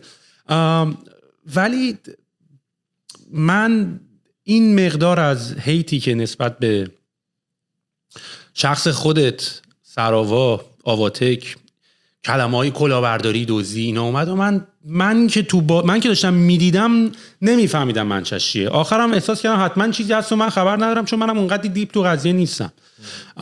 ولی یه همچین حسی بود نسبت به این قضیه، یعنی میدونی همش یه حالت این بود. این چی بود این داستان؟ این چیز خاصی بود، اتفاقی بود که بد برداشت شده بود؟ من واقعا خیلی علاقه دارم بدونم واقعا چه اتفاقی افتاد. میدونی الان آواتک چی شده؟ داریش نداریش؟ چی شد؟ آواتک که در واقع مرج شد تو مجموعه هماوا و رضا کلانتری نژاد. در واقع سهام آواتک منتقل شد توی شرکتی به نام هماوا و که مجموعه چند تا شرکت مختلف بود و الان هم رضا داره رانش میکنه. ولی برگردیم اون نکته که میگی که مثلا یه دی تنفر دارم من به این عادت دارم یعنی یه تجربه که مثلا قبل از آواتک مثلا خاورزمین رو داشتیم، قبلش مثلا جشنواره و مثلا هر کاری که ما میکردیم یه عده مخالف داشت و این اصولا تو وقتی یه چیزی رو مینویسی رو کاغذ مخالف پیدا میکنه، برگه سفید که مخالفی نداره. و ولی من مثلا سیگنال‌های مختلف میشنم دیگه، حتی از بعضی از فاوندرهای خود مثلا ترایب مثلا توییتایی دیدم که خب مثلا این بنده خدا ناراحته، حتی بهشون مسیج دادم باهاشون صحبت فاوندر آواتک، از فاوندرای از فاوندرای استارتاپ هایی که تو آواتک عبور کرده بودن، یعنی حتی از بچه‌هایی که در واقع تو آواتک با هم دیگه کار کرده بودیم. و من میفهمم بعضیاشون، یعنی به نظرم بعضیاشون حتی حقم دارن، یعنی مثلا تو تجربه‌ای که طرف فرض کن با توجیه نشدیم خیلی جاها. ببین توجیه نشدیم که خب منم اگه بودم شاید پیستاف میشدم. مثلا فرض کن با یه سرمایه‌گذاری مذاکره کردم دقیقه 90 کنسل کرد. یا مثلا یه مشکلات بزرگی که مثلا تو سرابا وجود داشت، اصلا همین قراردادها و میدونی اصلا همه چی توی یک طبیعت یواشی پیش میرفت. میدونی مثلا اینجا تو سرمایه‌گذار 48 ساعت ترم شیت رو میگیری تموم میشه، همه چی منظمه، یه پازلیه که هر کسی نقشش میره دست وکیل میده به حساب. میدونی خیلی جا افتاده و اینم طول میکشه که الان رسیده به یه همچین نقطه‌ای. من توییتم تو اسلک بهت مسیج زدم که چیزمون اومده بود، نامه، آره نام ترم شیتمون اومده بود که حالا لتر اف اینتنت بیشتر دیگه، ولی اینجوری بودم که نگاه کن نام بهت مسیج زدم نامه اینا یه صفحه است، نامه مثلا مال ما برای سروا 48 صفحه بود. ترم شیت اینجا واقعا یه صفحه آره ترم شیت و اونجا ترم شیت ها مجبور بود 5 صفحه باشه، 6 صفحه باشه و تازه ایران 6 صفحه ترم شیت رو دارم تو ایران 6 صفحه. بیا میخوای برات بیارم ببینی؟ اوکی. ببین 30-40 صفحه بهت میگم دیگه.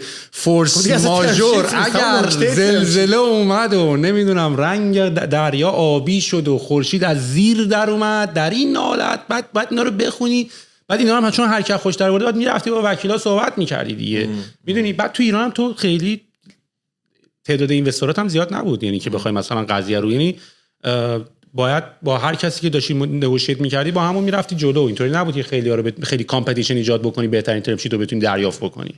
میدونی نه واقعا هم یکی از مشکلات تو ایران همین بود، تعداد بازیگرای کم باعث میشد که تو اصلا نتونی دیل خوبی رو بگیری. خب اگرچه که میگم باز تو مقایسه بکن دیگه، مثلا به نظر من موقعی که آواتک اومد یه تغییری تو نحوه معامله با کارآفرینا انجام شد. یعنی قبلش طرف کارآفرینی با یه ایده میرفت بعد همون اول 80% از دست میداد. حداقل تلاش مجموعه‌ای مثل آواتک این بود که این اکوسیستم و اون ماراتون هند کرد در واقع دست به دست کردن این شرکت‌ها رو تغییر بده دیگه.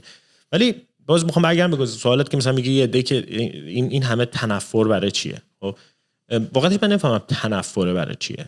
خب و همون اندازه همیشه تو مینستریم تنفر که داری، من تو اوج مثلا اتفاقایی که تو ایران افتاده بود و مثلا هی یه روز این روزنامه یه چیزی مینوشت، یه روز اون روزنامه چیزی مینوشت، مثلا یه پیامایی میگرفتم از آدمایی که مثلا فن بودن، مثلا طرف میگه آقا مثلا نمیشناختم، مثلا میگفت ببین این که حالا روزنامه وطن امروز اینو نوشت ولی بدون که اتفاقا کار شما خیلی درسته. خب یعنی ولی معمولا فیدبک منفی هم همیشه وکالتره. تو مثلا وقتی میری یه محصولی بخری، اگه یه محصولی ازش تجربه بدی داشته باشی ریویو منفیشو می‌نویسی، ولی تجربه خوبت لزوما رفلکت. مثال من همیشه اینه که اگه یه پستی 1000 تا لایک داشته باشه یه دونه کامنت منفی، اون یه دونه کامنت منفی کار خودش میکنه. آره و میدونی مسئله اینه که این بعد از هیت تبدیل بشه به دیالوگ و تبدیل بشه به حرف زدن. و اینکه من به شخصیت میگم خیلی اشتباه ما کردیم توی آواتک، خیلی اشتباه ما کردیم. من میگم کردیم و این چیزیه که اصولا تو باید همش اشتباه بکنی. یعنی من اصلا از این نمیترسم، من میتونم اتفاقا مثلا یه پادکست بزنیم راجع به همین این حرف بزنیم که فقط آقا اشتباهاتی که من کردم که ازش یاد گرفتم چی هست.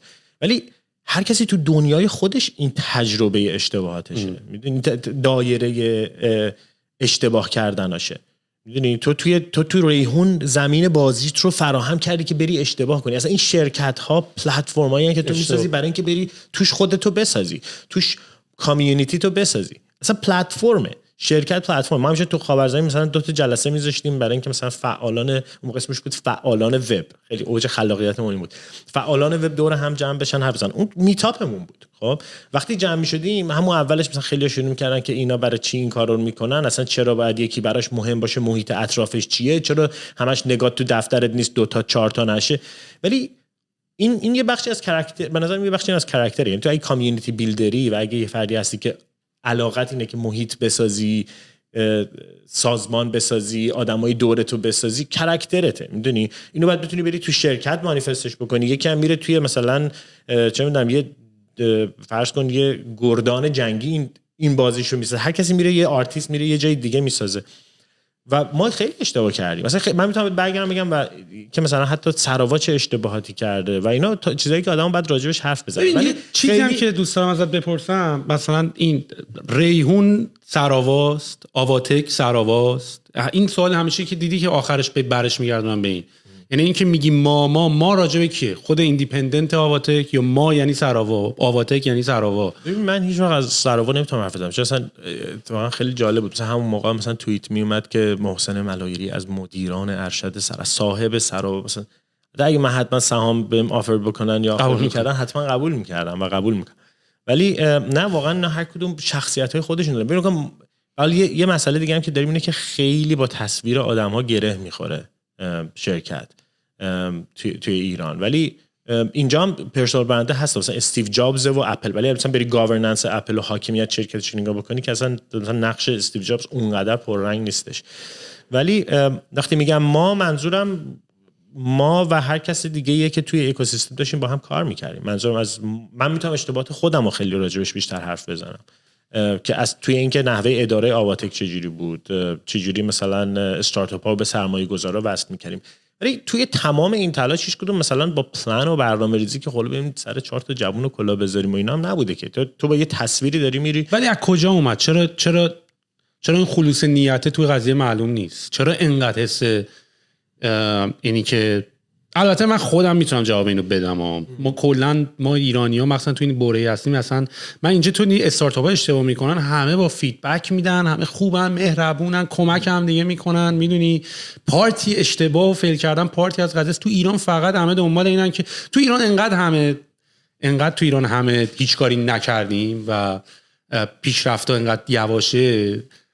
تنها حالتی که آدم‌ها میتونن احساس خوب بکنن با پیشرفت خودشون نیست، چون اتفاقی که برای پیشرفت خودشون نیست، با کوبیدن بقیه و بقیه رو پایین بردن خودشون میتونن یه احساس خوبی داشته باشن. این اتفاقی که خیلی بزرگ تو ایران افتاده.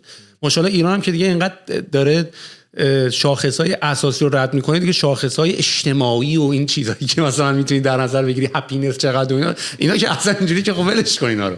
شاخصهای اصلی هم ما داریم میس میدیم. ولی واقعا من احساس میکنم ما الان واقعا آدمای بدی شدیم، یعنی آدمای عقده‌ای شدیم، بدی شدیم، پر از هیتیم ولی خب خوبیم. یعنی همیشه این اتفاق افتاده که دیدی با یه شاخه گلزاری همه چی خوب میشه، میدونی. ولی این مقداری از هیتی که بود و کلاریفای نکردن این که شما داشتین هم کمک میکرد، میدونی. یعنی هی این بحثا بود، هی فاز رسمیش کی حرفی نمیزد، هیچ حرفی نمیزد و آخر بقیه که حرف میزدن میدونی صداشون خیلی بلندتر میومد و آخر هم همه فکر میکردن که حتما خب یه چیزی هست دیگه، حتما یه اتفاقی افتاده دیگه. آخرش هم دیدیم که سعید رحمانی رفت لندن، محسن ملایری رفت تورنتو، سهیل رفت تورنتو، همه فراری شدن، همه شرکت‌ها رو کردن تو پاچی. این اتفاقی که همین طرز تفکری که همه دارن که میگه، یعنی شاید مثلا چون خیلی راجع به اینا صحبت نمیشه، مثلا ایده یه فردی که با هیت و با تنفر یه چیزی رو میگه مثلا سنگینی غالب میشه یا سنگینی پیدا میکنه. ولی خیلی جالبه حالا گفتی سعید رحمانی رفته، واقعا من هیچ ایده‌ای ندارم مثلا سعید رحمانی چرا رفته. من دلایل خودم رو برای اومدن داشتم و یه بخشش هم این بود که بریدم. یعنی من توی نقطه‌ای بود که اصلا دیگه احساس کردم نمیتونم نفس بکشم و در اوج یه فردی که خیلی تعلق خاطر داشت و من همیشه تو کارام یه بخشی از روحیه مبارزه توش وجود داره. یعنی همیشه دارم فایت میکنم برای اینکه یه چیزی رو درست بکنم و بخشی از نرم افزارم هم اینجوریه. یعنی احساس میکنم اونه که مینینگفول میکنه و معنی میده به کاری که داری میکنی. ولی توی نقطه‌ای رسیدم که دیگه بریدم و این مشکل رو باز تو خودم میدونم که تو به محض اینکه دنیای درونت از یه چیزی میبره دیگه نمیتونی باش کار بکنی، میدونی. و نمیتونم بگم که اون دنیای بیرون یه مشکلی داشت که من دیگه نتونستم توش کار بکنم. من اتفاقی که برام افتاد اینجوری بود که دیگه نمیتونم. ولی و با همین ماجراهای چه اذیت شدی؟ کسی کاریت کرد؟ نه کسی که مثلا یه نفر خاص که کاری انگولت کرد.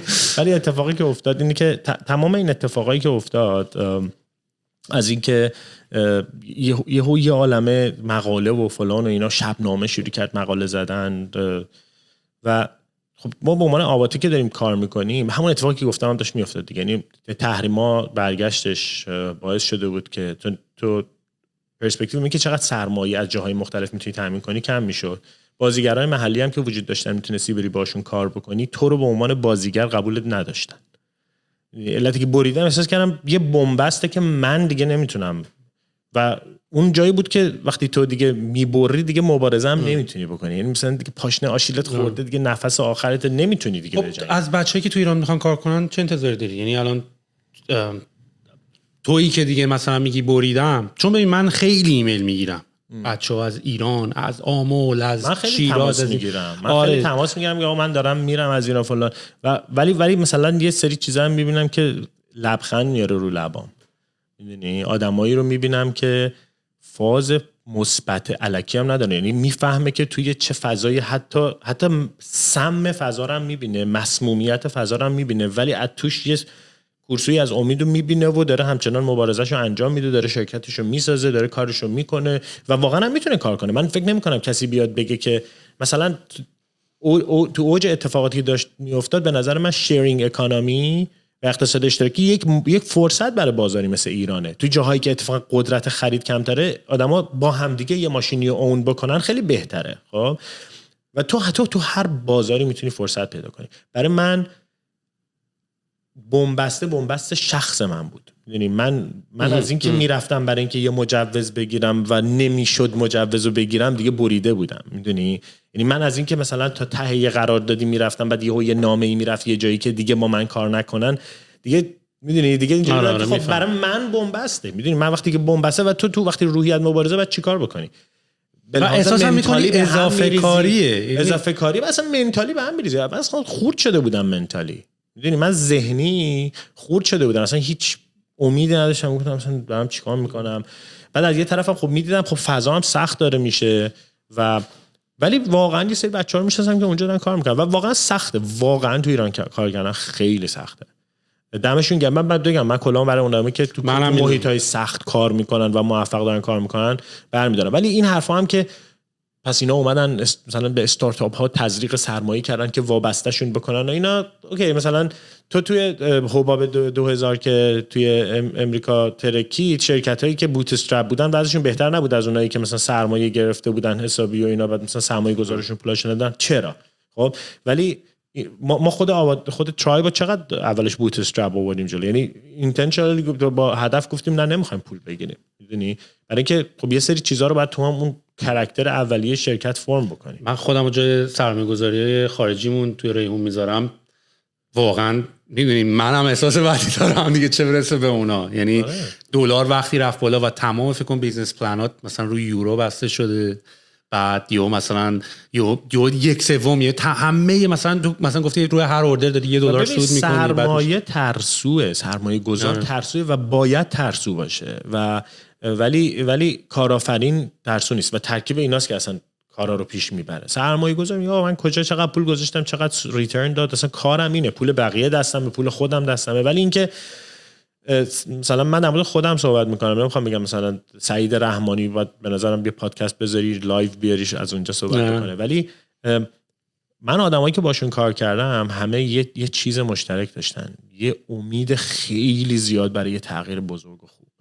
و این تغییر بزرگ و خوب این بود که فضای کسب و کار بتونه خیلی متحول بشه، پذیرای کار باشه و خیلی اتفاقای محیطی و چیزایی هم که تحریم و خود تحریمی خرابش کرد. و متاسفانه این فضا نسبت به فضای 3 سال پیش 4 سال پیش خیلی تفاوت داره، میدونی. ولی این اتفاقات که تو محیط میفته بعضیش متاسفانه تو کنترله و میشه کنترلش کرد، بعضیش از کنترل خارجه. ولی مثلا پندمیک همینجا الان تو کرونا ببین چقدر بیزینس ها رو له شدن، واقعا باورم نمیشه له شدن و این مثل تحریم. یه شب بلند میشی میبینی که مثلا یه اتفاق اینجوری افتاده. ولی من یه چیزی که برام اینجا خیلی جالب بود سرعت بیزینس ها برای اداپت کردن بود. میدونی یه سری شرکت ها که اصلا فکر ریموت نمی‌کردن الان به شدت توی 2 ماه سرمایه گذاری کردن رو زیر ساختای ریموت کار کردن و اینا و تونستن مثلا 400 نفر رو طرف ریموت کنه یه دفعه از یه شرکتی که مدیر عاملش یا مثلا هیئت مدیرش هیچ اعتقادی به ریموت کار کردن نداشت. بعد این حس دوگانگی هم که تو ایران داری که آقا ما با شما یا با شماییم و اینجا نداریم، میدونی همه با همیم، میدونی و همه دارین کمک میکنیم. میدونی تو ایران این من میگم فازت معلوم نیست، میدونی فاز هیچکی معلوم نیست. ولی یه چیز دیگه هم هست توی اینجا هم بالاخره یه نقطه‌ای میرسه که تو باید سایدتو معلوم بکنی. یعنی نقطه خیلی بالاتره. نقطه‌ای که تو میرسی بهش که دیگه بعد اونجا تعیین بکنی که لفتی یا رایتی، تو ایران خیلی کوتاهه. آره. تو خیلی زود باید به اون دوراهی برسی. ولی توی اینجا باید بشی مارک زاکربرگ، بعد فیسبوک رو داشته باشی، بعد بگی آقا من به چپ گرایش پیدا میکنم یا به راست، و بایدم پیدا بکنی. اینجوری نیست که نتونی. این تصورم که اون مثلا تو خارج از ایران وای یک سطحی از آزادی فکری وجود داره، میدونیم وجود نداره. یعنی آخرش من و تو هم حتی بایسیم نسبت به چیزی که مثلا مصرف میکنیم، بایسای ذهنی خودمون رو داریم و یه نقطه‌ای حتما برای اونها یا آدمای اینجا اتفاق میفته که باید تصمیم بگیرن چپ یا راست. آره نه میدونم. این راجع به بورس هم که داشتی صحبت می‌کردید، ولی استارتاپ ها رو مثل که هنوز اجازهشو ندادن که بیان تو بورس. من اصلا دیگه خیلی اتصالم اصلا فالو نمی‌کنی ایرانو؟ چرا؟ نه فالو میکنم، مثلا در همین حدی که کانالایی که مثلا توییتر میبینم بچه‌هایی که تو ایران خیلی فعالن چی میگن، ولی اینجوری که مثلا زنگ بزنم فعال بپرسم داره چه اتفاقی میفته، کی داره چه جوری اتفاق میفته. ولی خب بالاخره شاخصا نشون میده که این همه سرمایه سردرگم همش داره میره تو بورس. خیلی خیلی وضعیت بورس مثلا حالا وقتی میگیم بهتر شده، خب شاخصش رو به رشده و خب شاید اتفاقا زمان خوبی باشه برای ورود این شرکت. ولی وقتی میگید زمان خوبی باشه یا این اتفاق خوبی بوده، همیشه بستگی داره که کی ذی‌نفعشه دیگه. مثلا اگر الان دیجیکالا آی پی او کنه، حالا اگه فرض کنیم یه درصد خوبیش بتونه آی پی او بشه، خب سهامدارش خیلی مثلا ممکنه اگه تو بازار خوب سود بکنن براشون اتفاق خوبی میفته. ولی اگه بعدش شاخص بورس شروع کنه به افول کردن، خب یه دیگه که سهامشو خریدن ممکنه لوز بکنن، میدونی. ولی این همیشه اینه دیگه، تو هر اتفاقی تو یه سری بازنده داری یه سری برنده داری. ولی اتفاقی که برای خود من افتاده اینه که اصلا کلا یه مقدار از این بازی باخت و برد و اینا کلا کشیدم بیرون. آره. من که سعی کردم من تو کار خودم بوده. آره و واقعا مزایای خودشو داره، میدونی. میگم تو مبارزه رو میکنی برای اینکه مبارزه تنها چیزیه که بهت احساس بودن میده، ولی مبارزه رو میکنی همچین به فکر بردش هم فقط نیستی. من موقعی که آواتکو زدم یه دو تا خاطره باحال دارم از آواتک. یکی موقعی بود که داشتیم برای آواتک سرمایه جذب میکردیم و من رفتم پیش یه کسی که مدیر عامل یکی از بانک‌ها بودش و خیلی جالب بود. کسی که قرار رو ست کرده بود گفت ببین 2 دقیقه این فیلم‌های هالیوود هست، مثلا من همیشه فکر می‌کنم این اگزاجر است دیگه، 20 دقیقه است میگن 2 دقیقه، ولی واقعا طرف گفت 2 دقیقه. اگر بلند شد رفت ناراحت نشو. مثلا خیلی داشتن مثلا آماده می‌کردن که به من بر نخوره. ولی وقتی که نشستم اونجا و واقعا 20 دقیقه طول کشید جلسه، اون طرف برگشت گفت خب پاسپورت تو بذار، اینو بذار، اون کارو بکن، اون وقت این سرمایه گذاری اتفاق میفته. خیلی دلگرم شدم که یعنی مثلا یه آدمی که فکر می‌کردم خب دیگه مثلا سنتی فکر میکنه و اینا قبول کرده که بیاد سرمایه‌شو بذاره تو شرکت. ولی هیچ وقت برام آواتک این که توش من یونیکورنا رو میزنم و دیگه جیبه رو پر میکنم نبوده. توش تارگت داشتم و میگفتم اوکی من تو این مقدار سال باید اینقدر ولیو بسازم. خب ولی احتمال اینو میدونم که مثلا هیچ کدوم اینا کار نکنه. آره احتمال اینو میدونم که هیچ کدوم اینا کار نکنه. ولی چرا تارگت هم این بوده که 7 یونیکورن تحویل جامعه بدیم، میدونی مثلا همین تارگت. ولی واقعا به یونیکورن فکر می‌کنی؟ یعنی واقعا به معنای کلمه کمپانی $1 بیلیون یونیکورن فکر می‌کنی؟ وقتی میگیم یونیکورن لزوما منظورم یونیکورن تو مارکت ایران. خب یه شرکتایی که بتونی نگاهشون بکنی بگی اینا تونستن اسکیل بکنن، تونستن از این تحولی که تو بازار دیستریبیوشن اتفاق افتاده، تو بازار توزیع اتفاق افتاده درست استفاده بکنن، به یه ارزش خیلی بالایی رو خلق بکنن. ولی خب الان هم یه جور دیگه دارم نگاه میکنم. الان برای من اینکه یونیکورن بسازم از ترایب خیلی مهم نیست. من ترجیح میدم یه چیزی بسازم که هر روز صبح که بلند میشم مثلا یونیکورن باشه. نمیدونم آخه یونیکورن تو یه کار دیگه داری میکنی که تو یه کار دیگه داری میکنی که نتیجهش یونیکورن شدنه، نه اینکه میری که یونیکورن نتیجهش میشی. ممکنه یونیکورن شدن باشه سوال. یعنی مثلا اینه که تو همین الانم میدونی که ترایب ممکنه کار نکنه. ولی اصلا کلا این نه من اینو نمیدونم تو بیانست. تو نمیدونی. نه ولی من میدونم که ممکنه ترایب کار نکنه. ببین که تو مثلا پندمیکو ببین، یعنی تو بعد ولی what do you mean by کار نکنه؟ چون تو ممکنه یه راهی رو بری و بعدش نه منظورم ممکنه به یونیکورن تبدیل نشه. ممکنه $1 بیلیون والویشن پیدا نکنه. ممکنه نکنه. of course. و تارگت من مثلا حرفم اینه، مثلا اینه که از اون بازی که بدوی برای اینکه مثلا ولیو رو فقط افزایش بدی، به نظرم چیزی که یاد گرفتم که از اون بازی این دفعه خارج از اون بازی دارم بازی میکنم. اون بازی بدی نیست، بازی خودشه و تحولاتی که تو دنیا اصلا کل این که الان تکنولوژی تونسته اینقدر توسعه پیدا بکنه نتیجه اون، یه بخشش نتیجه اون نگاه بوده، ولی به این معنی نیست که اون لزوما درسته ها، خروجیش اونه. نه میفهم چی میگی. ببین پس یه جلسه حتما بذاریم سر اشتباهاتی که هممون کردیم. چون منم خیلی اصلا نه که دوست دارم بگم، چون دیدی تو گفتن تازه خودت هم در میاری. اصلا میتونی داستان تعریف کنی دیگه. ما مثلا میدونم خیلی کلی حرف زدیم، من میتونم به تو داستان میگم که مثلا این کار من توی آواته کشیدم. آره نه بعد میگم خودت تازه برای خودت اینجوری که من خودم حرفی میزنم، بعد تازه برای خودم میگم که اینو منظورت این بوده، منظورت این بود. یعنی اصلا کلا میگن معلم خوبم حرف میزنه تازه داره یاد میگیره خودش.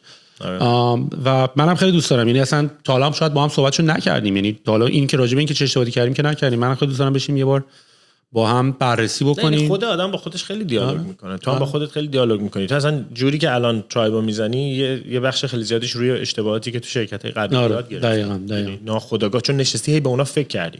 میدونی و تفاوت اینه که اینو چقدر به دنیای بیرون وصلش میکنی، چقدر به دنیای درون.